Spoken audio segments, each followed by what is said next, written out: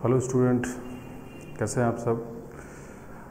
11th class को लेकर जब भी हम टॉपिक की स्टार्टिंग करते हैं तो आज चूँकि हम लोग सबसे पहली अपने केमिस्ट्री वाले सब्जेक्ट पे बात करना स्टार्ट कर रहे हैं, तो सबसे पहली बात आती है कि हम इसकी स्टार्टिंग कैसे करें।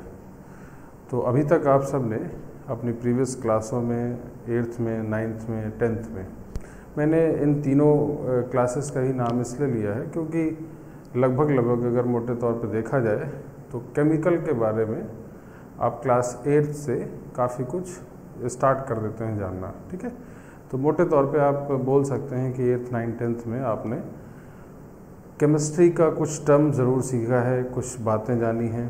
तो ये जो 3 पिछली क्लासों में आपने जाना, उन सब चीज़ों को लेकर अब हम लोगों को अगली क्लास में बढ़ना होता है और अब हम लोग 11th क्लास की तरफ बढ़ रहे हैं।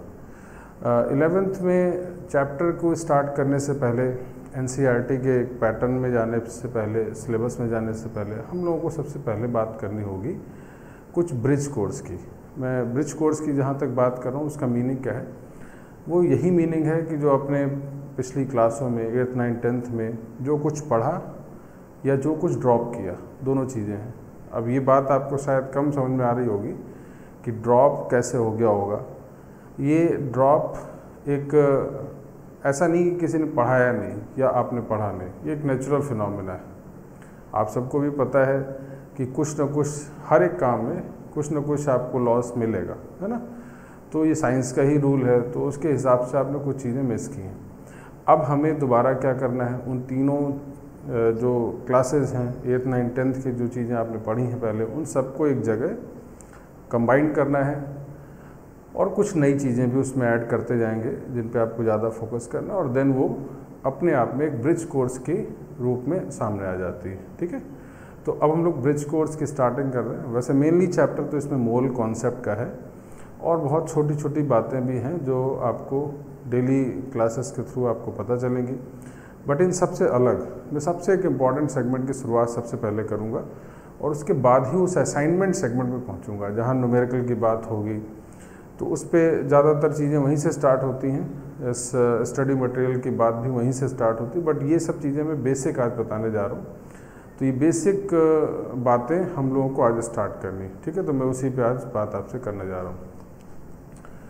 तो अगर मैं सबसे पहले बात कर रहा हूँ तो यहाँ हम बात कर रहे हैं बेसिक नॉमेनक्लेचर की। इसका मीनिंग मैं यहाँ पे आपको समझा दूँ कि बेसिक नॉमेनक्लेचर हम क्यों पढ़ रहे हैं। दरअसल मैंने बहुत सारे स्टूडेंट्स के अंदर ये एक बेसिक जो कमियाँ हैं वो हम लोग पास रह जाती हैं, तो हम लोग सबसे पहले उस पर बात करें। बहुत छोटी सी बातें हैं, बहुत बेसिक बातें हैं, और इनको अगर हम स्ट्रॉन्ग रखेंगे तो आई थिंक कि आगे भी आप बहुत सारी चीज़ों को आसानी से समझ सकते हैं। ठीक है, तो ये नॉमेनक्लेचर किस तरह का है उस पर बात कर लें। एक्चुअली हम लोग बात अगर स्टार्ट करें तो एक टर्म होता है एसिड। एसिड के बारे में आपको काफ़ी कुछ पता है, और इसी तरह का एक टर्म होगा बेस। ये दोनों बातें आपको जानते हैं। आपने बहुत सारे किसी भी एसिड की बात अगर आप कर रहे हैं और उस एसिड में से अगर आप H+ आयन को रिमूव कर दें तो ऑब्वियस बात है एक एनायन आपके पास तैयार हो जाएगा, और इस एनायन को आप नाम देते हैं एसिड रेडिकल। इसका नाम क्या तैयार हो जाएगा, एसिड रेडिकल। फॉर एग्जांपल, जैसे मान लीजिए मैंने HCl लिया और आप इससे Cl- बना दें तो this is known as acid radical. Clear बात। तो ये रेडिकल का तरीका है। इसी तरह से H2 से 4 हो जाए और आप इससे पूरे H हटा दें, SO4- बना दें, तो this is also called acid radical. Actually radical की जहाँ पे आप बात करते हैं तो रेडिकल का मतलब होता है कोई किसी भी चीज़ का रिमेनिंग सेगमेंट। जैसे आपने बहुत बार ये सुना होगा कि बहुत रेडिकल एलिमेंट है सोसाइटी के भी। तो सोसाइटी के रेडिकल का मतलब ये नहीं कि सीधे आप केमिस्ट्री पढ़ने लगे वहाँ। हर एक चीज़ का साइंस के अंदर पहले लिटरल मीनिंग आपको आना चाहिए। तो लिटरल मीनिंग यहाँ पे ये है कि किसी भी सेगमेंट का एक रिमेनिंग जो सेगमेंट होता है, बचा हुआ सेगमेंट जो होता है, वो आप रेडिकल के नाम देख सकते हैं, ठीक है। तो इसीलिए हमने एसिड रेडिकल की बात की। और इसी तरह से और जैसे HNO3 है तो हम लोग यहाँ पे NO3 माइनस बना सकते हैं, this is known as also acid radical, okay. अच्छा, सिमिलरली अब बात करें अगर बेस की, तो बेस से भी अगर आप OH माइनस को हटा दें तो यहाँ पे जो कैटायनिक पार्ट बनेगा ये कैटायनिक पार्ट होगा, और इस कैटायनिक पार्ट को आप नाम देते हैं बेसिक रेडिकल। बात समझ आ रही? तो हम इस तरह से बेसिक रेडिकल भी बना लेते हैं। जैसे आपने इसके भी एग्जांपल्स देखे हैं, NaOH है और आप इससे OH हटा के Na प्लस बना लेते हैं, तो this is known as basic radical, ठीक है। तो ये एक सिंपल सा कॉन्सेप्ट है जिसको जानना है। इसी तरह से COH का होल ट्वाइस, तो Ca+2 अगर आप लिख दें ये बेसिक रेडिकल है। इसी तरह से AlOH का होल थ्राइस, और यहाँ भी आप Al+3 लिख दें तो ये भी बेसिक रेडिकल है। तो कुल मिला के आप मोटे तौर पे ये बोल सकते हैं कि एनायन को आप एसिड रेडिकल का नाम दे सकते हैं और किसी कैटायन को आप बेसिक रेडिकल का नाम दे सकते हैं। लेकिन बेसिक जो डेफिनेशन है वो क्या है कि किसी भी एसिड से अगर आप हाइड्रोजन आयन हटा दें तो जो रिमेनिंग सेगमेंट बचता है उसको आप एसिड रेडिकल बोलेंगे, और किसी बेस से OH माइनस हटा दें तो जो बचा हुआ कैटायन होगा वो बेसिक रेडिकल होगा, ठीक है। तो ये तो बात रेडिकल की हो गई। और जब आप किसी सॉल्ट की बात करते हैं तो दरअसल इन्हीं रेडिकल को कंबाइन किया जाता है, इन्हीं कैटायंस और एनायन को विद वैलेंसी आप ऐड कर देते हैं, जिससे आपके पास क्या बन जाता है, एक सॉल्ट बन जाता है। तो सॉल्ट के अंदर बोला भी जाता है कि जो सॉल्ट होते हैं उनमें एसिड और बेसिक रेडिकल दोनों ही प्रेजेंट होते हैं, ठीक है ना बात। तो ये चीज़ें हम लोगों को जाननी है। चलिए, तो ये तो मैंने जनरल बात बता दी। नॉमेनक्लेचर की मैं बात कौन सी कर रहा हूँ, दरअसल क्या होगा, ये जो एनायंस बनाए जाते हैं, जैसे फॉर एग्जांपल मैं SO4-2 का नाम आपसे पूछता तो मेरे ख्याल से ये आप सबको पता है सल्फेट आयन। लेकिन क्या आपने कभी ये सोचा है कि सल्फेट आयन हम क्यों बोल रहे हैं? उसकी नेमिंग में कोई बेस तो होगा, कोई लॉजिक होगा। जैसे NO3- is also nitrate ion, but हम लोग उसके कॉन्सेप्ट पे बात नहीं कर पाते, जिसके कारण क्या होता है कि हमें जो नाम पता है, हमारे आसपास हमेशा आते रहते हैं, हमारे पढ़ाई के टाइम पे उन्हीं एग्जाम्पल्स को लिया जाता है तो आपको याद रहता है। लेकिन अगर वो एग्जाम्पल्स ना लिए जाएं तो आपके पास उनका कोई प्रॉपर रूल रेगुलेशन नहीं है, तो उस कारण से आप कम चीज़ें पढ़कर बहुत ज़्यादा नहीं जान पाते। और साइंस में ये बहुत इम्पॉर्टेंट चीज़ है, खासकर केमिस्ट्री में, कि कुछ जगह आप ऐसी चीज़ें जानते हैं जो हम कम चीज़ें जानें और उससे जनरलाइज करके बहुत बड़े सिलेबस तक आप कवरेज कर पाएँ, ठीक है। तो यहाँ पर हम लोग उस नॉमेनक्लेचर पे बात करेंगे। तो एक काम करते हैं, हम सबसे पहले कुछ इम्पॉर्टेंट एसिड आपको यहाँ पे मैं लिखता हूँ और उन एसिड के बारे में, उनके रेडिकल्स को बनाना स्टार्ट करते हैं।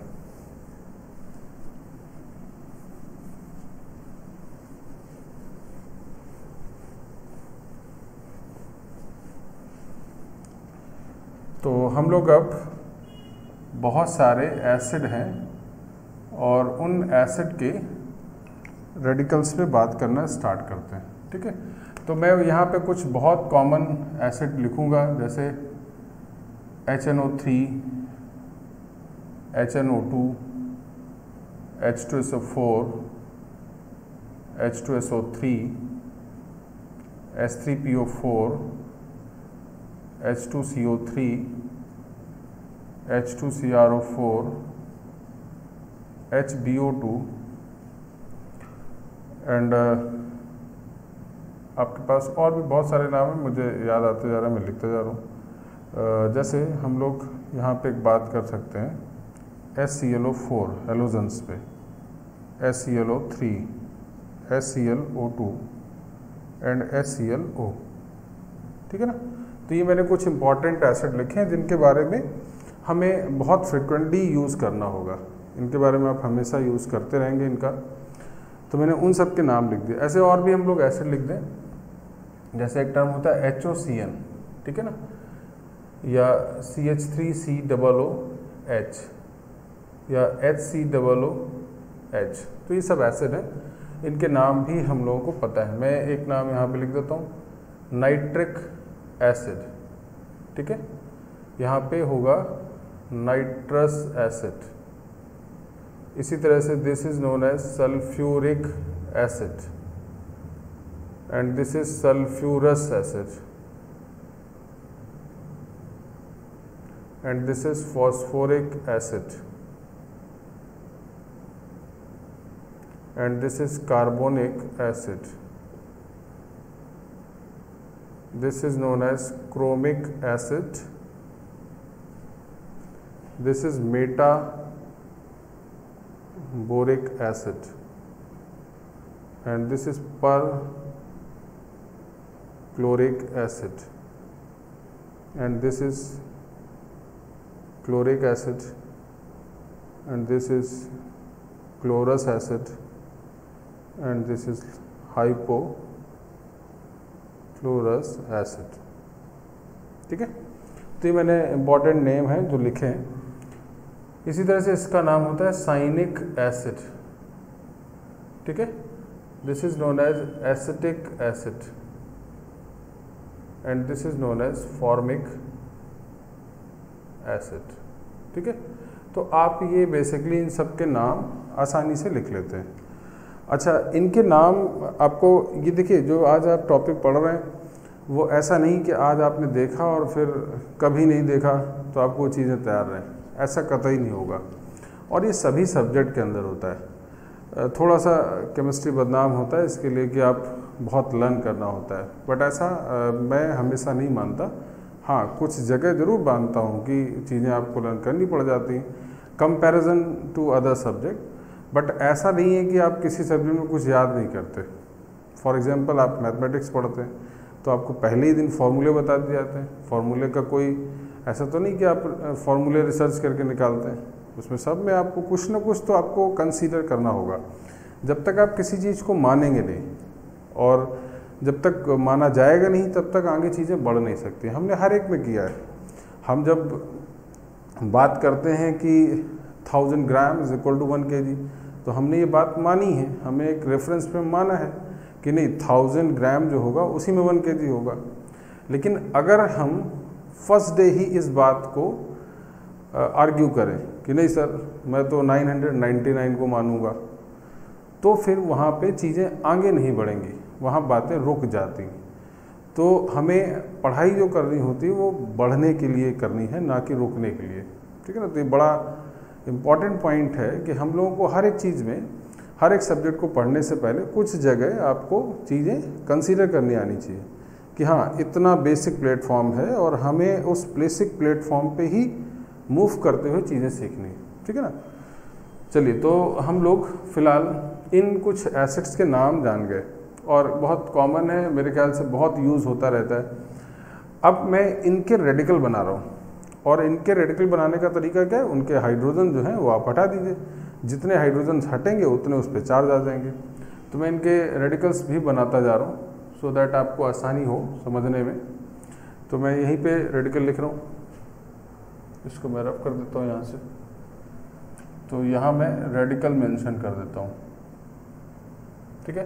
तो यहाँ से H हटेगा तो NO3 माइनस आ जाएगा, यहाँ आएगा तो NO2 माइनस आ जाएगा, SO4 minus 2, SO3 minus 2, PO4 minus 3, CO3 minus 2, CrO4 minus 2, BO2 minus 1, ClO4 minus 1, ClO3 minus 1, ClO2 minus 1 and ClO minus 1। Clear? ऐसे ही आप इनमें भी बना सकते हैं। इसमें क्या करेंगे हम लोग, इसके भी अगर रेडिकल बनाए जाए तो OCN, ठीक है ना, H हटाए तो O पे चार्ज आ गया, और ऐसे ही आप ये वाला H हटाते हैं तो यहाँ बन जाएगा CH3COO माइनस। अच्छा, एक बात ध्यान रखिएगा, यहाँ कार्बन से जुड़ा हुआ H मत हटाइएगा क्योंकि वो एसिडिक नहीं होता। आप एसिडिक H उसी को बताते हैं जो कि किसी इलेक्ट्रोनेगेटिव एटम से जुड़ा होता है, ठीक है। ये बात अभी मैं बहुत डिटेल पर नहीं जा सकता, बट हम लोगों को जब बात करनी होगी तो इस पर कई दिन वाले टॉपिक हैं, है ना। तो यहाँ से हटा के रेडिकल बना सकते हैं। और ऐसे ही आप SCOO- ये भी बनाएंगे। तो ये 3 रेडिकल आप यहाँ भी बना रहे हैं, ठीक। अब हमारा सबसे बड़ा जो नॉमेनक्लेचर वाली बात, जिसकी स्टार्टिंग में ही मैंने बात की है, अब ये जो नाम लिखे जाते हैं, इनके नाम क्या होंगे और किस बेसिस पे होंगे, हमारा मेन कंसर्न वो है। तो जैसे आपको ये सल्फेट याद है या नाइट्रेट याद है, बहुत जगह आप कन्फ्यूज़न होता है आपको। तो अब मैं 2 पॉइंट्स बताता हूँ आपको। सबसे पहले कि किसी एक एसिड में जब आप एनायन बनाएंगे तो उसकी नेमिंग में लिखते समय आपको 8 जोड़ना है लास्ट में, ठीक है। और किसी अस एसिड में जब आप एनायन बनाएंगे तब आपको लास्ट में आइट जोड़ना है। तो ये दोनों काम आपको बहुत अच्छे से समझने हैं और बहुत इंपॉर्टेंट सेगमेंट है, जिससे आप लगभग 90% एनायंस के और कैटायंस के नाम आप बहुत अच्छे से सीख पाएंगे, ठीक है ना। कुछ जगह होता है, कुछ नई नई चीज़ें आएंगी तो वो आपको बताई जाएंगी, बट मेजर चीज़ें इसमें कवर हो जाती हैं, ठीक है। तो मैं फिर रिपीट कर दूं, एक एसिड अगर है तो उसमें आप जो एनायन लिखेंगे उसकी नेमिंग में लास्ट में 8 जोड़ेंगे, और जो अस एसिड होगा उसकी नेमिंग में आइट आपको जोड़ना है, ओके। तो अब हम लोग कैसे चालें, इन सब के मैं नाम लिखने जा रहा हूँ। तो एक काम करता हूँ, इसमें मैं नेमिंग को यहीं पे मेंशन कर देता हूँ, है ना। तो कैसे करेंगे, मैं इसको यहाँ पे लिख रहा हूँ। This is known as nitric acid, एक है तो आप इसका नाम क्या लिखेंगे, नाइट्रेट आयन। इसका नाम क्या हो गया, नाइट्रेट आयन। तो दैट्स वाई आप NO3- का नाम नाइट्रेट लिखेंगे। ऐसे ही आप इसमें क्या लिखेंगे, नाइट्राइट आयन, ठीक है। This is known as sulphate ion, ये तो आपको पहले से ही पता था। This is known as sulphite ion, this is known as phosphate ion, this is known as carbonate ion, this is known as chromate, and similarly this is metaborate, clear, and this is perchlorate, this is chlorate, this is chloride, and this is hypochlorite, clear। तो आप सब ने इन सब के नाम बहुत easily लिख दिए, तो ये फ़ायदा है सबसे बड़ा। और मैं आपको बता रहा हूँ, आप कितनी बड़ी बड़ी गलतियाँ हम लोगों से होती हैं, आप ही से नहीं होती हैं, वो सबसे होती हैं। और उसका कारण क्या है कि हम बहुत छोटी चीज़ों को जब भी इग्नोर करेंगे तो वो किसी न किसी दिन बहुत बड़ी होकर आपके सामने आ जरूर जाएंगे, गायब नहीं होती वो। तो वो आप समझिए मास कंजर्वेशन वाला रूल फॉलो होता है। अच्छा, इसके बाद मैं अगर इसकी बात करूं तो इसमें कैसे नाम आप इसका लिखेंगे, तो मैं इसका नाम एनायन का लिख रहा हूं, यहाँ पे लिख देता हूं सबके नाम। तो this is known as cyanate ion, ठीक है। और इसी तरह से यहाँ पे एसीटेट आयन, क्लियर, और यहाँ पे फॉर्मेट आयन। तो ये एक तरीका है, आप इन सब के नाम बहुत ईजिली लिख सकते हैं, ठीक है ना।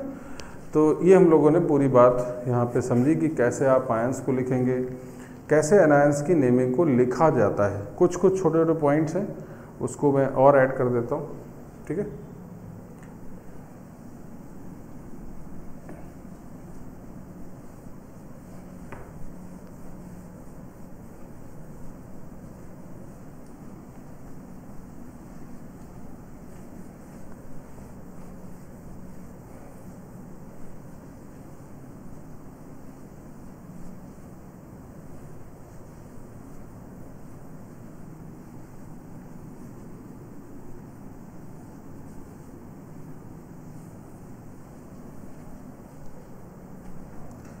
अच्छा, एक दो बातें और हैं, जैसे मैंने अभी OCN और CH3COO- या SCOO- लिखा था, तो हमें सबसे स्पेसिफिक एक टर्म पढ़ना है OCN- का। इसमें क्या होता है, इसको आप नाम क्या देते हैं, साइनेट, ठीक है। कई बार आप देखेंगे कि OCN की जगह कई जगह NCO करके भी लिखा रहता है, अच्छा, इससे एक बात ध्यान रखिएगा, ऑक्सीजन पे ही माइनस आ जाए तो वो बदल नहीं जाएगा, बट उसको लिखने का पैटर्न बदल जाता है, पहले O आ जाता है तो कई बार पहले N आ जाता है, तो इसकी नेमिंग में बदलाव आ जाता है।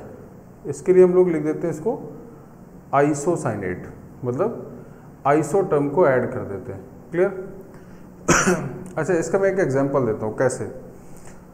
जैसे फॉर एग्जांपल मैंने लिखा कहीं पे NaOCN और कहीं पे लिखा NaNCO, ये दोनों में डिफरेंस है। तो ये दोनों हैं तो एक ही जैसे, बट दोनों अलग अलग कंपाउंड है। इसका नाम क्या होगा? अच्छा, नाम लिखते समय केवल हमें कैटायन और अनायन का नाम लिखना होता है। तो this is sodium ion and this is cyanate, तो आप इसका नाम लिखेंगे सोडियम साइनेट, और लेकिन इसका अगर हम लिखेंगे तो क्या नाम लिखेंगे? Sodium isocyanate. क्लियर? तो ये दोनों बातें सामने आपके हैं, ठीक। तो एक तो ये बात ध्यान रखिएगा, और एक दूसरा छोटा सा पॉइंट और है जिसको मैं यहाँ पे बता रहा हूँ, और वो छोटा पॉइंट क्या है, तो ये सेकंड। अब इसके बाद हम एक थर्ड पॉइंट पे आ रहे हैं। तो फर्स्ट तो मैंने रूल्स बता ही दिए थे, सेकंड ये मान लीजिए आप। अब एक थर्ड रूल पे आ रहे हैं कि ऑक्सीजन के प्लेस पे कभी भी अगर आप सल्फर मेंशन करते हैं तो इसकी नेमिंग में मोस्ट ऑफ द केस थायो टर्म का यूज़ किया जाता है। क्या यूज़ किया जाता है? थायो। कैसे? जैसे आप फॉर एग्जांपल ROH कहीं लिखा होता है तो ये बोला जाता है अल्कोहल, ठीक है। लेकिन अगर RSH लिख दिया जाए तो आप इसको बोलेंगे थायो अल्कोहल, ठीक। इसी तरह से मैं एग्जांपल अगर बात करूं, OCN कहीं पे लिखा है तो आपने क्या नाम दे दिया? साइनेट। लेकिन अगर मैं यहीं पे कहीं SCN लिख देता तो इसका नाम क्या हो जाएगा? थायोसाइनेट। क्लियर? एक और एग्जांपल आप बहुत अच्छा समझ सकते हैं, SO4-2 का नाम क्या होता है? सल्फेट। अभी हम लोगों ने लिखा, लेकिन अगर मैं इसमें एक सल्फर बढ़ा दूं और ऑक्सीजन एक कम कर दूं, मतलब S2O3-2 लिख देता, तो इसी का नाम हो जाता थायो सल्फेट। तो ये एक चेंजेस भी आपको, और इसमें बहुत बातें पूछी जाती, तो ये स्पेसिफिक पॉइंट है जिस पे आपको बात समझनी चाहिए। तो अब कुल मिला के मोटे तौर पे आपने सभी तरह के एनायंस को लिखना कैसे सीखा जाता है वो मैंने बता दिया। एक एक छोटा सा पॉइंट और बचता है, अब हम उसी पॉइंट पे आते हैं, और इन सबको अभी आप लिख भी सकते हैं।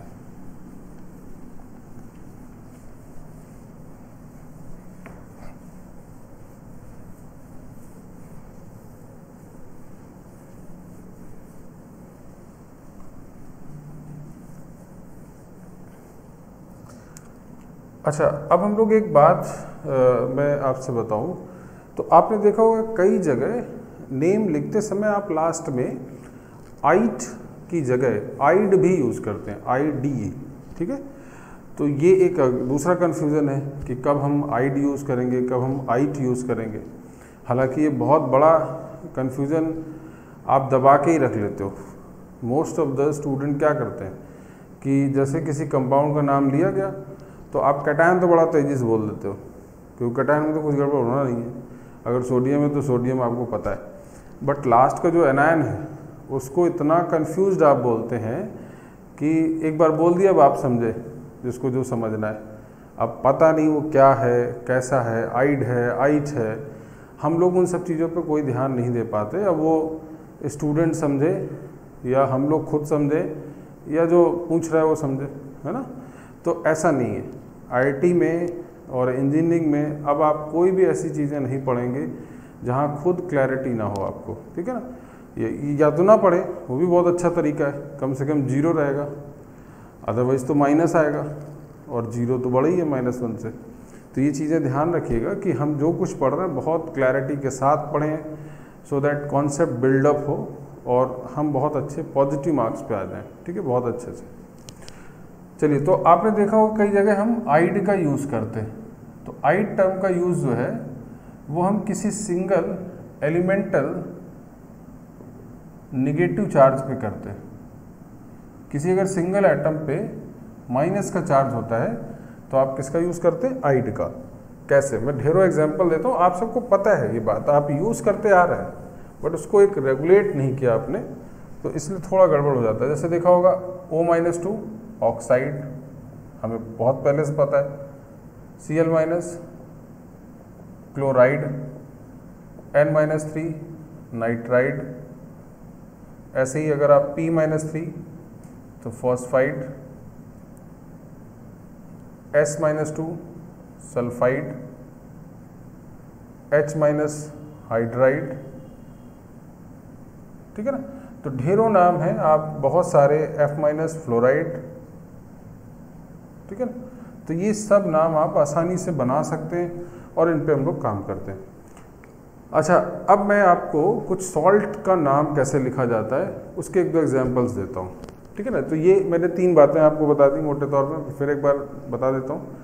हमारे पास सबसे पहला काम क्या है, 8 यूज़ कब करते हैं आप, कब यूज़ होता है, किसी भी एक एसिड का जो एनायन बनता है उसकी नेमिंग में आप 8 टर्म का यूज़ करते हैं, ATE, ठीक है। और किसी अस एसिड में अगर आप एनायन बनाते हैं तो उसमें ITE, आइट का यूज़ किया जाता है, ठीक है। और तीसरा केस और बहुत इंपॉर्टेंट है, और वो है किसी एलिमेंटल नेगेटिव चार्ज की अगर हम बात करें तो उसको आप आइड करके यूज़ करते हैं, ठीक है। इसके अलावा छोटे छोटे पॉइंट जो मैंने आइसो का यूज़ किया या थायो का यूज़ हो जाता है, तो ये छोटे मोटे पॉइंट्स आपको ध्यान रखने हैं। तो ये मोटे तौर पे 3 बड़े पॉइंट्स हैं जिन पे आपको काफ़ी कुछ काम करना है, ठीक है। तो अब मैं एक एग्जांपल देता हूँ आपको कि कैसे हम लोग कंपाउंड्स के नाम कैसे लिखना स्टार्ट करते हैं।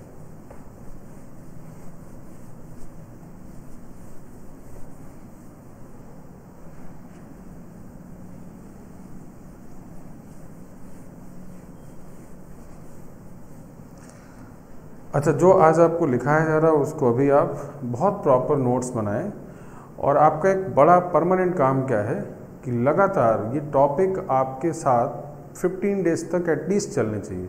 मतलब ये आपका एक रेगुलर इंटरवल में आप क्या करें, अर्ली मॉर्निंग जब भी आप पढ़ रहे हैं तो मेरे ख्याल से ये जो पूरा टॉपिक है लिखने में 10 से 15 मिनट लगना है। आपका कोई काम नहीं, सिंपल आप उसको पूरा लिखिए और लिखकर बस 15 मिनट लिख दीजिए, उसके बाद ही कोई चीज़ पढ़ाई करिए। आप जो भी सब्जेक्ट पढ़ रहे हैं, आपका एक आदत हो जाना चाहिए कि मॉर्निंग में जब भी आप पढ़ाई की स्टार्टिंग कर रहे हैं तो 10 से 15 मिनट हमारा काम है कि इसको हमने लिख दिया और उसके बाद इसको छोड़ दिया, और आपको कोई एफर्ट नहीं करना है, अपने आप याद हो जाएगा। और इस बात को मैं क्यों बोल रहा हूँ, तो वो उसका मैं एक एग्जांपल दे सकता हूँ। आप याद करो कि क्या आपको कभी सल्फेट आयन किसी ने पढ़ाया है कि सल्फेट आयन, इसको कोई लॉजिक है, याद है आपको? कोई लॉजिक नहीं है इसका। और क्यों याद है, उसका कारण है। कारण ये है कि हम हर जगह सल्फेट आयन ही हमारे आसपास दिखता है। हम पढ़ाई जब स्टार्ट करते तो सबसे पहले सल्फेट आयन, सर लोग जब पढ़ाना स्टार्ट करते सबसे पहले सल्फेट आयन, सल्फ्यूरिक एसिड। तो सीधी सीधी बात है, ब्रांडिंग मार्केटिंग बहुत ज़्यादा है तो ऑब्वियसली वो याद रहेगा। ये काम, ये ब्रांडिंग मार्केटिंग अदर्स एनायन का, वो आपको करना होगा। जिस दिन आप उसको, आपके लिए तो सभी इम्पॉर्टेंट है, तो जिस दिन ये सब चीज़ें करने के लिए लगभग 15 डेज या हफ्ते भर आप बोल सकते हो, अगर आप ये लगातार लिखेंगे तो फिर वो कॉमन हो जाएगा। फिर वो आपके लिए H2SO4 जैसा है वैसे ही HClO4 है, तो वो सब चीज़ें आपके लिए बड़ा आसान हो जाएंगी, ठीक है ना। तो इसको पढ़ने का एक तरीका भी है, तो वो करना है। अब जैसे मैं एक बात बताऊं, जैसे मैंने आपसे बोला कि सोडियम क्लोराइड का फॉर्मूला क्या है, तो आपको केवल आयंस ढूंढने हैं। सोडियम मतलब Na+, क्लोराइड आयन मतलब Cl-, तो ये क्या आ गया, NaCl। सबको पता है। आपको लगे तो इतना आसान सा बात क्यों बता रहा है, क्या मैं बताने जा रहा हूँ, दूसरा पॉइंट। बट अगर मैं लिखता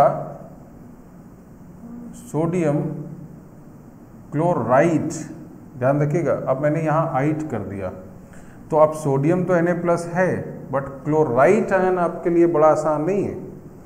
क्लोराइड आयन कौन सा है, आप इसी में कॉपीज चेक करेंगे तो आप देखो तो यहाँ आपके पास ClO2- मिलेगा। तो अब ये फॉर्मूला क्या हो गया, NaClO2। तो देखिए कितना मेजर डिफरेंस है इन दोनों में। हम सब क्या करते हैं, जब नहीं जानते तो सब एक ही जैसा समझते हैं, सोडियम क्लोराइड जो बोलते हैं आप, तो सोडियम तो बड़ा स्पीड में निकल गया, बट बाकी जो एनायन है वो क्या है एग्जैक्टली हमें बड़ा डाउटफुल होता है। तो अब आज से आप बहुत क्लियर होंगे कि कब हम बात कर रहे होंगे आइड की और कब बात कर रहे होंगे आइट की, ठीक है। अच्छा, इसका बड़ा यूज़ क्या है, ये ना पढ़ते तो हमारे लिए क्या क्या दिक्कत होती है, मैं उसको एक समझा दूँ। जैसे आप सब ने मोल के बारे में कुछ ना कुछ जाना है, हम लोग अभी आगे पढ़ेंगे भी। तो मैं अगर आपसे बोलता कि हमारे पास 20 ग्राम क्लोराइड आयन के अंदर इलेक्ट्रॉन निकाल लें, ठीक है, सेंटेंस में बोलता, लिखता नहीं, और मैं बोलता 20 ग्राम क्लोराइड आयन के अंदर इलेक्ट्रॉन निकाल लें, तो पूरी चीज़ों में सबसे बड़ा क्वेश्चन आपके लिए ये होता कि सबसे पहले आप ये जाने कि क्लोराइड आयन क्या है और क्लोराइड आयन क्या है। मोल तो बाद में आएगा ना, तो न्यूमेरिकल तो बहुत पीछे हो गया। लेकिन जब अगर आप किसी के नाम ही नहीं जानते हैं तो क्या क्या करता है वो तो बहुत बात की बात हो गई, तो चीज़ें बहुत गलत हो सकती। तो ये बहुत बेसिक पॉइंट है, ऐसा नहीं है कि ये आपको रोक देगा, तो शुरुआत में ज़रूर रोक सकता है या गलत करा सकता है। अच्छा, होता क्या है कि ऑप्शन वाला क्वेश्चन होता है आपके लिए, ऑब्जेक्टिव होते हैं, तो एक जो आंसर होगा वो Cl माइनस मान के होगा और एक ऑप्शन जो होगा वो ClO2 माइनस मान के होगा। तो अब आप दोनों में ही कंफ्यूज होंगे। आपने अगर दोनों में से कोई भी एक गलत काम कर दिया तो उसका दोनों का ऑप्शन होगा, और ऑप्शन एक्चुअल क्या होता है, जब आप इतना एफर्ट करते हैं और ऑप्शन चारों में से कोई भी अगर दिख जाए तो आपको लगता है नहीं हमने बहुत अच्छा किया होगा और ऑप्शन मैच करा देते हैं आप। तो ऐसा नहीं है कि आप छोड़ देंगे उसको, क्योंकि आपको तो लगेगा बहुत बेसिक क्वेश्चन है, तो वही निगेटिव मार्किंग का कारण होता है। तो इसलिए हमको बहुत क्लियर रहना है इन सब चीज़ों में। ऐसे ही मैं और सिंपल से एग्जांपल लूँ, जैसे मैं लिख दूँ सिल्वर थायोसल्फेट, तो इसका फॉर्मूला क्या है, सिल्वर मतलब Ag+, थायोसल्फेट मैंने अभी बताया था H2O3 - 2, एक साथ जोड़ दिया गया Ag2S2O3, ठीक। मैं बात करता सोडियम हाइपोक्लोराइट, ठीक है, तो सोडियम मतलब Na+, OCl - NaOCl, आप जानते हैं इसके बारे में। सोडियम हाइपोक्लोराइट आजकल सैनिटाइज़र चल रहा है हर जगह, ज़रूरी भी है और बहुत इंपॉर्टेंट केमिकल है आपके लिए कि सैनिटाइज़र में दरअसल हाइपोक्लोराइट ही होता है। देखिए, अब हम सबको ये सुन लेते हैं हम लोग, अब फॉर्मूला हमें नहीं पता है, हम सब साइंस पढ़ रहे हैं, स्टूडेंट हैं, तो हमें बहुत क्लियर चीज़ें पता होनी चाहिए, ठीक है। तो ये इस तरह से आप लिख सकते हैं। ऐसे और बहुत सारे नाम हैं, जैसे अब मैं उल्टा दूसरा क्वेश्चन बोल रहा हूँ। जैसे मैंने लिख दिया HCOONA, इसका नाम क्या है, तो आप एनायन और कैटायन बस नाम लिख दीजिए, तो ये क्या नाम होगा, सोडियम, और ये क्या है, फॉर्मेट हो गया, ठीक है। ऐसे ही मैं बात करता CH3COONA, तो इसका नाम क्या होता है, सोडियम एसीटेट, ठीक है। तो ऐसे ढेरों नाम है। अब आप जितने कैटायन जानते हैं सबका मिक्स करके बहुत सारे नाम लिख सकते हैं। मैं एक असाइनमेंट दूंगा आपको जिसमें आप इन सब के नाम लिखेंगे, ठीक है ना, प्रैक्टिस के लिए। तो ऐसे बहुत सारे नाम है। जैसे एक और है मिथाइल आइसोसाइनेट, तो मिथाइल का मतलब होता है CH3 और आइसोसाइनेट मतलब NCO, तो दिस इज मिथाइल आइसोसाइनेट। दरअसल इसको एक शॉर्ट फॉर्म में MIC बोला जाता है। आपको याद होगा भोपाल गैस ट्रेजेडी, उसमें ये गैस लीकेज हुआ था, तो ये वही है मिथाइल आइसोसाइनेट या MIC, ठीक है। तो इस तरह से बहुत सारे कंपाउंड के नाम भी आप लिख सकते हैं और बहुत सारे नाम से उसके फॉर्मूले पे भी आप आसानी से जा सकते हैं, ठीक है। तो एक तो ये काम हमारा बहुत इम्पॉर्टेंट है जिसको जानना है, और इन सब की बहुत प्रैक्टिस करनी है आपको। ये मेरे लिए आज का टॉपिक है, केवल आज ये पढ़ाया और ये ख़त्म हो गया, बट आपके लिए बहुत बड़ा टॉपिक है। आपको लगातार 15 डेज़ तक इसको चला के रखना है। 15 डेज तो मैं एक जनरल एग्जांपल दे रहा हूँ, आप जितना चाहते हैं जितना अच्छा प्रैक्टिस करेंगे आप एक काम कर सकते हैं, अपने पूरे स्टडी रूम में आप इसको पोस्टर में इस तरह लिख कर बड़ा बड़ा लिख सकते हैं, ताकि आपके सामने वो दिखे और आप इन सब चीज़ों को याद कर पाएँ, ठीक है। तो एक काम तो ये जो कि बेसिक्स में था और बहुत इम्पॉर्टेंट है। अब हम एक इसके दूसरे सेगमेंट पे आएंगे जो आपने 10th क्लास के अंदर एसिड बेस रिएक्शन पढ़ा है, जो अगेन एक बहुत इंपॉर्टेंट सेगमेंट है। हालांकि इसकी बहुत डिटेलिंग तो हमारे आगे भी चैप्टर्स होंगे, बट अभी मैं केवल एसिड बेस रिएक्शन से रिलेटेड कैसे कैसे लिखा जाता है, कैसे कोई सॉल्ट बनता है, उनके बारे में ज़रूर छोटी छोटी बातें आपको आज बताऊंगा। तो पहले इतनी चीज़ों को हम लोग पढ़ लेते हैं, ठीक है। तो अब हम लोग बात करेंगे कि कैसे एसिड बेस रिएक्शंस क्या हैं, एसिड बेस को कैसे लिखा जाता है, सॉल्ट कैसे बनता है, उन पे एक बहुत इंपॉर्टेंट सेगमेंट पे हम लोग बात करने जा रहे हैं। तो ये तो बात पहला सेगमेंट हो गया था नॉमेनक्लेचर का, ठीक है ना।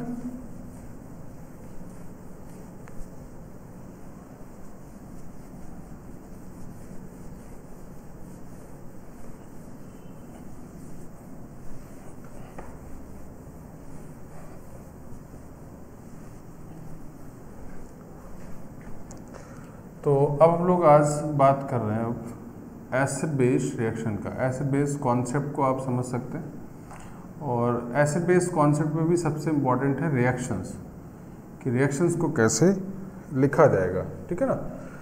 तो सबसे पहले तो हमें एसिड बेस पहचानना आपने सीखा है, बहुत प्रीवियस थ्योरी आपने पढ़ी है, लेकिन मोटे तौर पे जो बातें हैं उस पर मैं बात करूँ, ठीक है। तो आपको पता है कि एलिमेंट दो टाइप में आप बांट देते हैं बेसिकली, एक मेटल और दूसरा नॉन मेटल। और हमें ये पता है कि मेटल्स के जो ऑक्साइड्स होते हैं वो सब क्या होते हैं, बेसिक इन नेचर, ठीक है ना। ये आपको बात पता है कि वो बेसिक इन नेचर होते हैं, यानी कुल मिला के बेस को बना देते हैं। इसके एग्जांपल में हम लोग calcium oxide, magnesium oxide, FeO या Al2O3 या PbO, ऐसे बहुत सारे आपके पास एग्जांपल्स हैं जो मेटल के ऑक्साइड हैं। ये अपने आप में क्या है, ये अपने आप में ऑक्साइड बेसिक हैं, ठीक है। इसी तरह से नॉन मेटल के जो ऑक्साइड्स होते हैं वो क्या है, अपने आप में वो एक एसिडिक इन नेचर की बात करते हैं। एसिडिक इन नेचर मतलब वो एसिड है, सीधी सी बात आप कर सकते हैं। जैसे example SO2, SO3, P2O5, N2O5, है ना। तो ऐसे ढेरों एग्जांपल्स हैं, आप सब में बात कर सकते हैं, ठीक है। तो ये सब एसिड हैं और ये सब, तो ये बहुत प्राइमरी बात हो गई कि अगर आप किसी एसिड बेस को आइडेंटिफाई करना चाहते हैं तो उसका सीधा तरीका ये है कि जो मेटल के ऑक्साइड हैं वो बेस होते हैं और नॉन मेटल के ऑक्साइड जो है वो एसिड होते हैं। एसिडिक नेचर से मतलब ये होता है कि अगर आप उनका एक्वा सोल्यूशन बनाएंगे तो वो बेस बन जाएगा, या एक्वा सोल्यूशन बनाएंगे तो वो एसिड बनेगा, ठीक। अच्छा, ये तो हमें पहचानने का एक तरीका मिल गया कि हम कैसे जान जाएंगे कि ये एसिड है और ये पर्टिकुलर कंपाउंड बेस है, ठीक। इन दोनों में एक छोटा छोटा एक्सेप्शन आप मान लें, उसको एक्सेप्शन की तरह डील करिए। एक इस पोर्शन में हम मान लेते हैं amphoteric metal oxide. Amphoteric metals होती हैं तो उनके ऑक्साइड भी एम्फोटेरिक नेचर के हैं। उसमें से मैं अभी फ़िलहाल ये चारों की बात कर रहा हूँ, हालांकि इसके अलावा एक दो मेटल्स और भी जुड़ते हैं, बट अभी फ़िलहाल आप ये चारों जानें। इसमें क्या क्या है, जिंक, एल्युमिनियम, टिन और लेड, ठीक है ना। इसका मतलब क्या हुआ कि इनके जो ऑक्साइड हैं Al2O3, SNO और PbO, इनका जो नेचर है वो दोनों का है। मतलब ZnO एसिड भी है और ZnO बेस भी है, मतलब ये दोनों करेक्टर रखते हैं, तो अच्छी चीज़ है। हालांकि इनके लिए अब इसका सीधा सीधा मतलब ये हुआ कि अगर इनके सामने कोई एसिड आता है तो ये खुद क्या बन जाएंगे, बेस बन जाएंगे, और अगर कोई बेस आ जाता है तो खुद ये एसिड बन जाएंगे। तो इससे क्या फ़ायदा होगा, इससे फ़ायदा ये होगा कि ऑब्वियस बात है ये चारों मेटल के ऑक्साइड क्या होंगे, बहुत ज़्यादा रिएक्टिव होंगे। ऑप्शन इनके पास रिएक्शन के ज़्यादा होंगे, कोई भी आ सकता है, एसिड आता है तब भी रिएक्शन होगा, बेस आता है तब भी रिएक्शन होगा, जबकि ऐसा इनके साथ तो नहीं था, ठीक है ना। तो ऐसा नहीं कि ये बेस है नहीं, ये बेस भी हैं और एसिड भी हैं, मतलब एसिडिक बेसिक दोनों नेचर रखेंगे, तो ये एक अलग बात है और ये बहुत इंपॉर्टेंट सेगमेंट है, इसको आगे तक आपको यूज़ करना होगा। तो यहाँ पे एक बात हो गई। इसके अलावा यहाँ पे नॉन मेटल्स को लेकर यहाँ पे भी एक एक्सेप्शन की तरह ही आप समझ सकते हैं। NO N2O, H2O और CO, ये चारों ऐसे नॉन मेटल ऑक्साइड हैं जिनको इस नेचर में न्यूट्रल माना गया है। अच्छा, जब मैं ये बात बोलता हूँ कि ये न्यूट्रल माने गए हैं तो माना गया है, कंसीडर किया गया है, तो इसको आप कतई इस सेगमेंट से मत जोड़ दीजिएगा कि रिएक्शन नहीं करता होगा। वाटर है, बहुत सारी रिएक्शंस आप जानते हैं वाटर को, लेकिन न्यूट्रल माना जाता है, मतलब एक रेफरेंस फ्रेम माना गया है। तो इसको कतई ऐसे नहीं जोड़ दीजिएगा कि इनका रिएक्शन ना कराएं आप। रिएक्शन होगा, रिएक्शन जैसा आपको सब बताया जाएगा वैसे ही होगा, बट हाँ इन जनरल इनको हम लोग मानते हैं कि ये न्यूट्रल माने हैं, ठीक है ना। तो ये दोनों बातें क्लियर है। तो पहला बेसिक पॉइंट क्या हो गया, मेटल के ऑक्साइड बेसिक है, नॉन मेटल के ऑक्साइड एसिडिक है, यानी ये एसिड का सेगमेंट है, ये बेस का सेगमेंट है। मेटल के ऑक्साइड में ये चार कुछ ऐसी मेटल्स हैं जो एम्फोटेरिक हैं, और इसी तरह से इसमें नॉन मेटल के ऑक्साइड में चार ऐसे हैं जो न्यूट्रल हैं। सीधी सीधे इन्फॉर्मेशन वाली बात है, क्वेश्चन आते हैं। अच्छा, इसको कई बार आप याद रखने के लिए तरीका भी बता दूं, कोई साइंटिफिक रूल नहीं, ऐसे ही गेस कर सकते हैं। इसको बोल सकते हैं आप जनाबे अली सनक पड़े, ठीक है। आपको काम करना है और ये केवल नहीं याद रहे कि जनाबे अली में जिंक गायब हो जाए, तो वो सब भी इम्पॉर्टेंट है आपके लिए। तो आप इन चारों टर्म से जान सकते हैं कि जिंक, एल्युमिनियम, टिन और lead, this is the amphoteric metal, these metals are amphoteric, ठीक है। अब मैं इससे आगे बढ़ता हूँ। ये तो बात हो गई कि आप पहचान तो पाएँ पहले, और जब पहचान पाएंगे तभी आप रिएक्शन लिखेंगे ना, नहीं तो फिर क्या होगा, आप पता चला दो एसिड को ही आपस में बढ़ा दिया आपने, तो ये तो बड़ा खतरनाक बात हो गया। तो हमें अब लॉजिक पे बात करनी होगी, तो बहुत छोटी और बहुत बेसिक चीज़ों को जानना है, ठीक है। तो अब मैं इससे आगे बढ़ता हूँ और मैं कुछ एसिड, इंपॉर्टेंट एसिड और बेस लिखने जा रहा हूँ।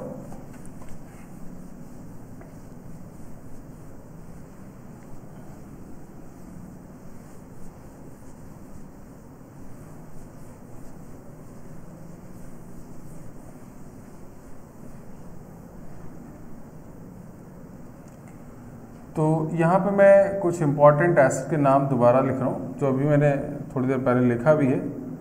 H2SO4, H2SO3, HNO3, HNO2, H3PO4, H2CO3, HClO4, HClO3, HClO2, HClO या H2CrO4, ठीक है ना। तो मैंने ये सभी एसिड एक साथ यहाँ पे लिख दिए, जो मैंने मेजर एसिड लिखे जिनका सबसे ज़्यादा यूज़ करने वाले हैं हम लोग अभी। और इसी तरह से बहुत सारे बेस भी आप लिख सकते हैं, जैसे NaOH या COH का होल ट्वाइस या AlOH का होल थ्राइस, ठीक है ना। तो ऐसे आप इसको भी लिख सकते हैं,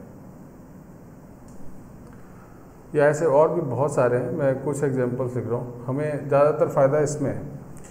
अच्छा, अब एसिड में हमें करना क्या होता है, एक छोटी सी बात समझनी है, और वो है एसिड एनहाइड्राइड।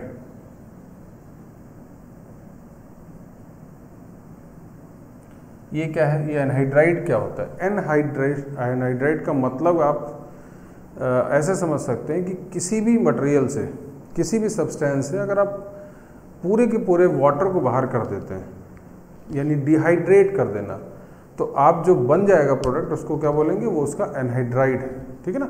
एनहाइड्राइड का सीधा सा मतलब आप बिना वाटर के समझ सकते हैं। तो किसी भी एसिड के एनहाइड्राइड को बनाने का तरीका क्या है कि इससे पूरे के पूरे H2O मॉलिक्यूल जितने मैक्सिमम निकल सकते हैं वो निकाल दीजिए, ठीक है ना। तो अगर आप H2SO4 की बात करें और इससे H2O को निकालें, तो यहाँ पे क्या फॉर्मूला आ जाएगा, SO3, ठीक है ना। और ऐसे H2SO3 से निकालेंगे तो SO2 आ जाएगा।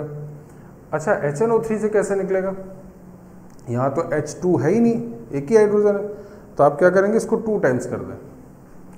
तो 2 टाइम्स करने पे पहले क्या होगा, H2N2O5, ठीक है। और अब वाटर बाहर करेंगे तो क्या बन जाएगा, सॉरी O6 था ना, तो अब बन जाएगा N2O5, ठीक। That means N2O5 is the anhydride of HNO3।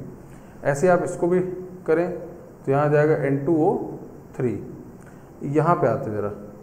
अच्छा, इससे पहले अगर आप एक वाटर बाहर करेंगे तो क्या बन जाएगा, HPO3, हो गया। लेकिन ये एनहाइड्राइड नहीं होगा क्योंकि इसमें अभी हाइड्रोजन बचा हुआ है। तो आप फिर इससे वाटर बाहर करेंगे। अब क्या करो, इसको 2 टाइम्स करके निकाल दो, तो यहाँ बन जाएगा P2O5। ठीक है, इसको बहुत आसानी से समझिएगा और बहुत इंपॉर्टेंट सेगमेंट है। यहाँ पे CO2 बन जाएगा, इसको 2 टाइम्स करके बनाइए तो Cl2O7 बन जाएगा। यहाँ बनाइए तो Cl2O5 बन जाएगा। यहाँ बनाएंगे तो Cl2O3 बन जाएगा और यहाँ बनाएंगे आप तो Cl2O बन जाएगा। ठीक है ना, और यहाँ पे CrO3 बन जाएगा। तो आप इस तरह से सबके एनहाइड्राइड बना सकते हैं और किसी भी सब्सटेंस का एनहाइड्राइड बनाया जा सकता है। और ये बहुत इंपॉर्टेंट सेगमेंट है जो मैंने यहाँ पे लिखे सब, तो ये सब भी आपको याद होनी चाहिए। ये भी एक रेगुलर काम है आपका। इसी तरह से यहाँ पे क्या करना होगा, वही सेम पैटर्न। यहाँ पे क्या बन जाएगा Na2O, यहाँ पे क्या बन जाएगा CaO, निकाल लीजिएगा आप। ऐसे यहाँ Al2O3 और यहाँ पे FeO, ये सब आप फॉर्मूला लिख के उससे वाटर बाहर करेंगे। ठीक है ना, सिंपल सा तरीका ये। अच्छा, अब मैं इसमें एक और छोटी सी बात है कि कई जगह और वो एक्सेप्शन इसमें ज़्यादा आता है, इधर नहीं। कुछ मिक्स्ड एनहाइड्राइड होते हैं। मिक्स्ड एनहाइड्राइड का मतलब क्या कि वो 2 एसिड के एनहाइड्राइड होते हैं। वो कैसे हो जाते हैं, मैं उसके 1-2 एग्जांपल्स हैं जो हम लोगों को समझने हैं।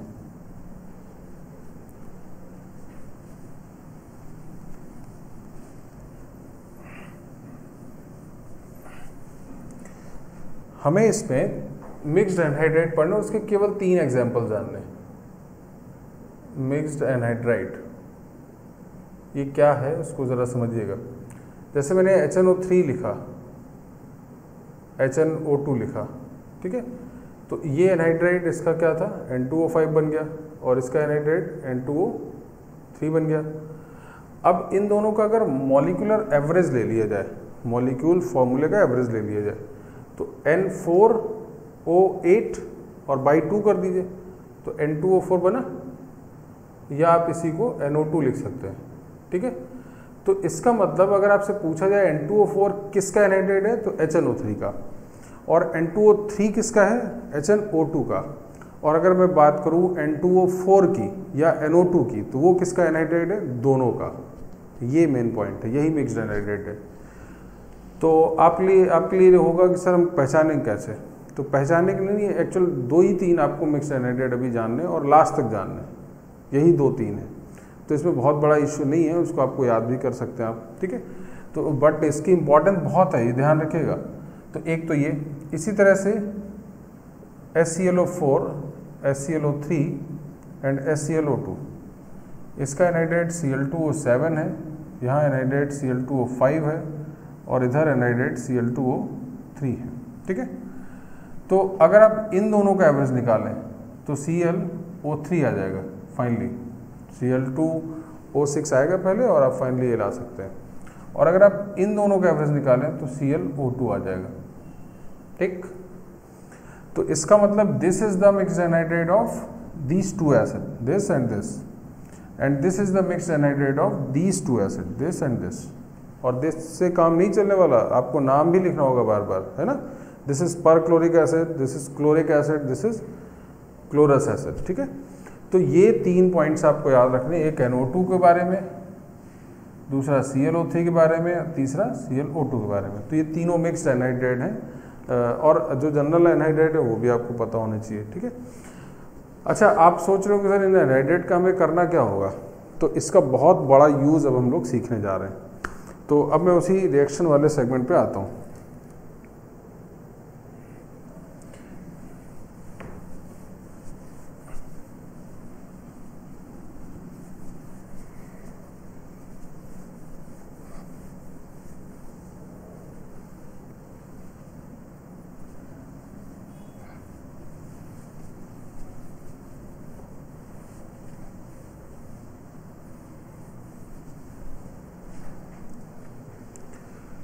तो अब एक चीज़ आपको पता है और ये आपने बहुत पहले से पढ़ा है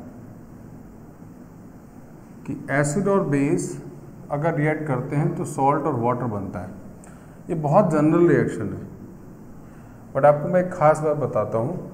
पूरी केमिस्ट्री के अंदर जितनी भी रिएक्शंस आप पढ़ते हो, उनका सबसे बेसिक और मेजर कॉन्सेप्ट जो होता है वो केवल यही है, एसिड बेस। और एक और बड़ी बात कि अगर आप पूरी रिएक्शंस की बात करें, जितने भी केमिकल आपस में रिएक्ट करते हैं उनके दो ही ग्राउंड होते हैं, एक एसिड बेस रिएक्शन और दूसरा रेडॉक्स रिएक्शन। इसके अलावा तीसरी जो टाइप ऑफ रिएक्शन है बहुत, वो 5% से भी कम है। तो आप ये समझिए आप 90% कवरेज केवल दो कॉन्सेप्ट से कर लेते हैं, 90 से भी ज़्यादा। और वो दो कॉन्सेप्ट क्या हैं, एक एसिड बेस रिएक्शन है और दूसरा रेडॉक्स है, ठीक है ना। तो ये, लेकिन आप ये बात सही समझ रहे हैं कि दो ही हैं, बट दो को पढ़ना और उसको एनालाइज करना, समझना इतना आसान नहीं है। तो ये जितना मैंने आसानी से बोल दिया आपको कि सब तुरंत आप जान जाएं, ऐसा नहीं है। 50 बातें हैं उसमें, बड़ा लंबा वॉल्यूम है उसका, तो उस पर वॉच करना, उसको समझना, स्टेप वाइज सीखेंगे। हमारे पास टाइम है और इसी के लिए आपको 2 साल दिए जाते हैं और बहुत एक एक करके स्टेप वाइज हम लोग उसको सीखेंगे, ठीक है। तो फिलहाल एसिड बेस और सॉल्ट कैसे बनता है, थोड़ा सा इस पर हम लोग डिटेल पे बात करें। तो पहले मैं इसी पे बात कर रहा हूँ कि ऐसा नहीं कि हमने एसिड और बेस लिखा तो अपने से कुछ भी सॉल्ट बना देते हो आप। क्या तरीका होता है, आप सबसे पहले एसिड से उसका एसिड रेडिकल बनाते हैं, और एसिड रेडिकल ऑब्वियसली कैसा होगा, एनायन। और फिर बेस से आप उसका बेसिक रेडिकल बनाओगे, ठीक है। और फिर उन रेडिकल में जो वैलेंसी होगी ये कैटायन बनेगा, और फिर उसको बाकायदा प्रॉपर बैलेंसिंग के साथ जोड़कर जो बनेगा वही लिखा जाता है सॉल्ट में। ऐसा नहीं कि अपने से जो हमें अच्छा लग रहा है प्रोडक्ट, आजकल यही हो रहा है, रिएक्शन लिखते समय आप एडजस्टमेंट प्रोडक्ट बनाते हैं, कॉन्सेप्चुअल प्रोडक्ट कम बनता है, तो एडजस्टमेंट वाले हमें प्रोडक्ट नहीं बनाने। तो अब मैं ज़रा कैसे इसका एक एग्जांपल लिखता हूँ। जैसे फॉर एग्जांपल मैंने H2SO4 लिखा और यहाँ लिखा CaOH का होल ट्वाइस। तो आपको प्रोडक्ट क्या बनाना है, कैसे बनाना, सीधे मत लिखने लगना। आप पहले इससे रेडिकल निकालो, तो SO4 - 2 चार्ज कैसे आएगा, जितने H हटाएंगे उतने ही आएंगे, और यहाँ से Ca+2, और फिर ये विद वैलेंसी आप ऐड कर देंगे। तो this is calcium sulphate and 2 times of water. Balancing वगैरह बाद में कर सकते हैं। ऐसी एग्जांपल अगर मैं लिखता H3PO4 प्लस CaOH का होल ट्वाइस, ठीक है। तो यहाँ भी क्या करते हैं आप, एसिड रेडिकल निकालते हैं PO4 - 3 एंड Ca+2, और दोनों को ऐड करके आप Ca3PO4 का होल ट्वाइस लिख सकते हैं, और यहाँ पे वाटर लिख देंगे, ठीक है। तो इस तरह से आप एसिड बेस रिएक्शन लिखते हैं। ये आसान बात है, यहाँ तक बातें आपने पहले भी पढ़ी हैं, कोई नई बात आपको नहीं बताई जा रही। अब मैं जो बात बताऊँगा वो पूरी नई है, ठीक है, और वो चीज़ें आपको बहुत बड़ी चीज़ें समझाएंगी जो कॉन्सेप्ट मैं बता रहा हूँ। तो पहले इन सब को लिखना और बहुत आराम से चीज़ें सीखने के लिए करना है, ठीक है। क्या करना है हमें, एसिड बेस रिएक्शन जब भी लिखा जाता है आपको एसिड से एसिड रेडिकल निकालना है, बेस से बेसिक रेडिकल निकालना है, एक कैटायन होगा एक एनायन होगा, दोनों को विद वैलेंसी आपको लिख देना है। एक काम और करना है, जो सॉल्ट आप बनाएंगे उसका नाम भी आना चाहिए, क्योंकि मैंने नाम आपको बता दिया, तो चीज़ें जुड़ती जाएंगी, ठीक है। अब मैं ज़रा इसके आगे वाले रूल्स पे आता हूँ जो आपको अभी तक नहीं पता था।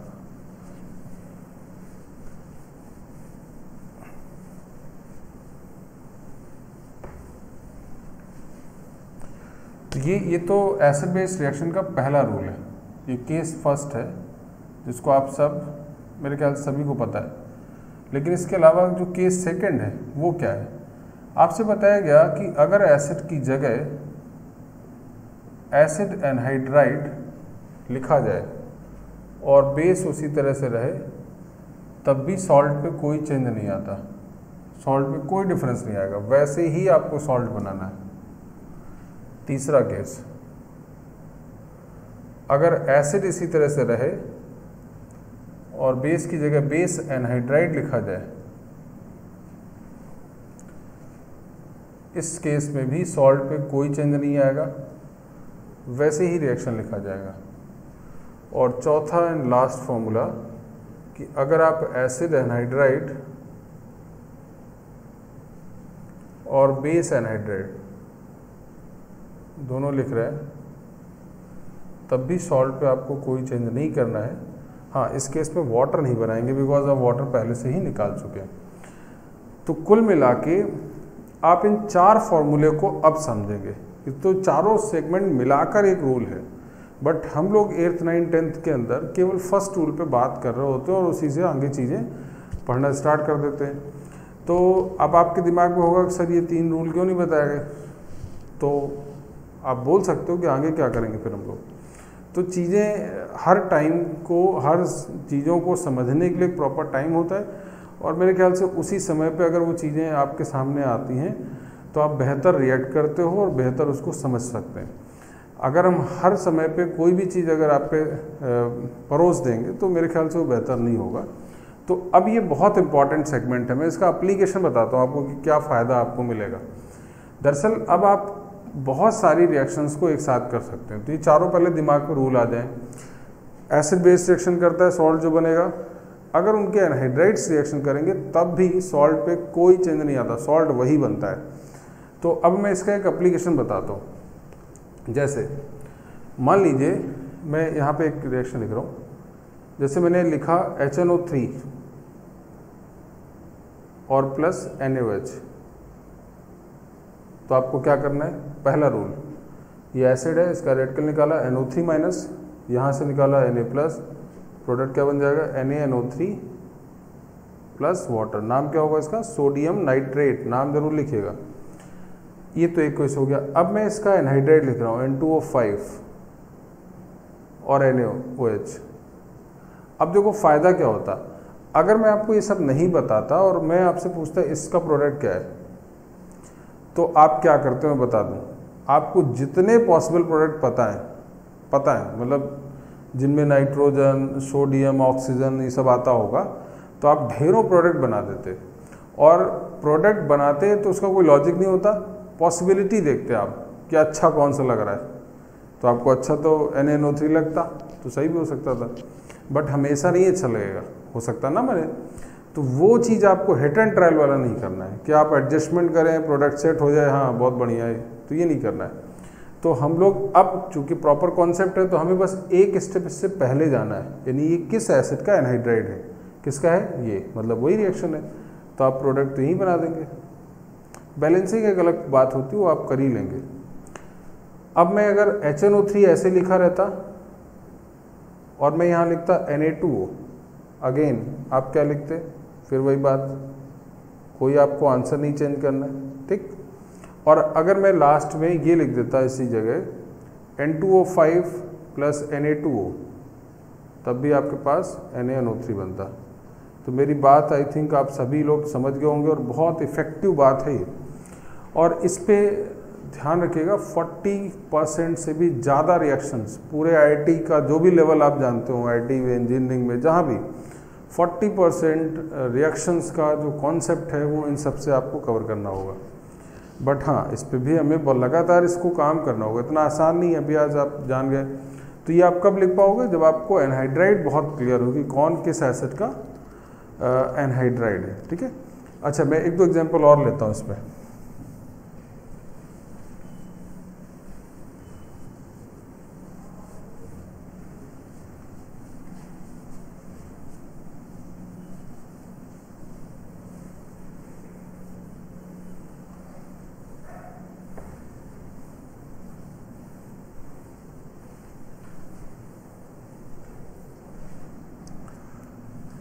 मैं कुछ रिएक्शंस लिख रहा हूँ। जैसे मैं बात करूँ आपसे SO2 का रिएक्शन कैल्शियम हाइड्रोक्साइड से, तो आपको करना क्या है, SO2 किसका एनहाइड्रेट है, H2SO3 का। तो सिंपली आप क्या बना देंगे, CaSO3 एंड वाटर, क्लियर। तो ऐसे बहुत सारे आप आसानी से केसेस लिख सकते हैं। ऐसे मैं एक एग्जांपल लिखूं कि P2O5 on reaction with calcium oxide, तो आपको क्या पहचानना है, ये एनहाइड्राइड किसका है, ये किसका एनहाइड, तो ये किसका था H3PO4 का, और ये किसका है CaOH का होल ट्वाइस। मतलब क्या प्रोडक्ट बनेगा, ऑलरेडी इन सबको तो आप जानते ही हैं, तो Ca3PO4 का होल ट्वाइस, बाकी वाटर नहीं बनेगा बिकॉज दोनों एनहाइड्राइड थे, ठीक है। तो इस तरह से आप किसी भी केमिकल रिएक्शंस का, एसिड बेस का, आप आसानी से रिएक्शन लिख सकते हो, और ये बहुत बड़ी चीज़ है आपके लिए, क्योंकि आप तो अभी तक बस सेट करके प्रोडक्ट लिख रहे थे। तो वो नहीं करिएगा, नहीं तो माइनस का ढेर लगने लगेगा, तो वो काम नहीं करना है। अच्छा, एक मैं एग्जांपल और लिख दूं। जैसे मैंने आपसे बोला N2O5 का रिएक्शन NaOH से कराना है, तो अभी हम लोगों ने लिखा क्या बना था, NaNO3, ठीक है। और अगर मैं बात करूं N2O3 का रिएक्शन NaOH से, तो आप क्या लिखेंगे, NaNO2, ठीक है। लेकिन अगर मैं NO2 की बात करता और तब आपसे बोलता है NaOH से रिएक्शन, तो दरअसल आप इसको दो समझें, क्या क्या, HNO3 एंड HNO2, तो आपके पास दो सॉल्ट बनेंगे। एक क्या होगा, NaNO3 प्लस NaNO2, और साथ में वाटर भी बनेगा। समझ गए बात। तो ये है मिक्स्ड एनहाइड्रेट का कॉन्सेप्ट। आपको पता है यही एडवांस का क्वेश्चन है। तो यही सब आता है, ऐसा नहीं कुछ अलग से आता है, जब आप पढ़ेंगे तब तो आएगा। तो हमें बहुत चीज़ें, और सबसे बड़ी चीज़ पढ़ने से भी नहीं, आज जो आप पढ़ रहे हैं वो आपके एग्ज़ाम तक रहे आपके पास, ये सबसे इम्पोर्टेंट बात है। कंपटीशन का यही मतलब है। कंपटीशन वनडे गेम की तरह नहीं होता है। अच्छा, अगर मैं आपसे बोलूं कि एक दिन की पढ़ाई में केवल आज शाम को पेपर लिया जाएगा, उसी सिलेक्शन हो जाएगा, तो मेरे ख्याल से सबको एंट्रेंस हो ही जाएगा, क्वालिफाइड सभी हो जाएंगे। क्योंकि एक दिन पढ़ने से कुछ नहीं होता। आज आप बहुत अच्छा पढ़ रहे हैं और 4 दिन आप बिल्कुल नहीं पढ़ रहे हैं, तो उसका कोई फ़ायदा नहीं है। लेकिन अगर आप हल्का हल्का, बहुत बेसिक चीज़ें हैं, लेकिन अगर आप कंटिन्यूटी में हैं, आप लगातार अपनी चीज़ों को शार्प कर रहे हैं, तो आपके एग्ज़ाम में आपको सबसे ज़्यादा सक्सेस मिलने वाली है और आपको कोई रोक नहीं सकता फिर। तो ये चीज़ें आपके लिए बड़ी इंपॉर्टेंट है। तो मैंने ये जो एसिड बेस वाली बात बताई है, इसको बहुत अच्छे से ध्यान रखिए। और मैं इसकी प्रैक्टिस के लिए आपको बहुत सारी रिएक्शंस का एक असाइनमेंट दूंगा, और उसमें आपको क्या क्या करना है, आप रिएक्शंस कंप्लीट करेंगे। बैलेंसिंग की टेंशन अभी मत लीजिएगा, क्योंकि वाटर सब में मिलेगा। आपको बस मेन बताना है कि सॉल्ट कौन सा बनेगा, ठीक है।